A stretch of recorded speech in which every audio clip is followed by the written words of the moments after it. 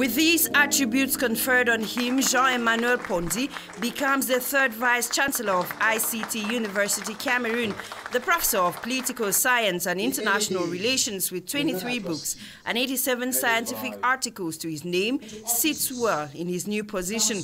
One-time director of the International Relations Institute and current vice-rector in charge of teaching at the University of Yaoundé too, the seasoned professor says he will make ICT University a reference institution. The world of the 21st century revolves around ICT. So that's why we know that we are at the right place and that we could bring some new impetus.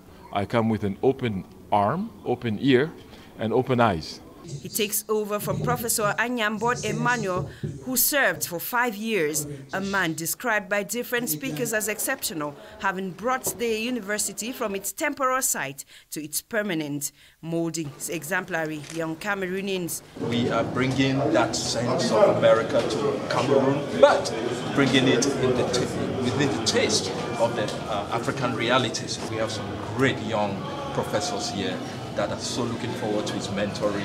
The staff and the students have been distinguished in a ceremony rich in emotions and rhythm.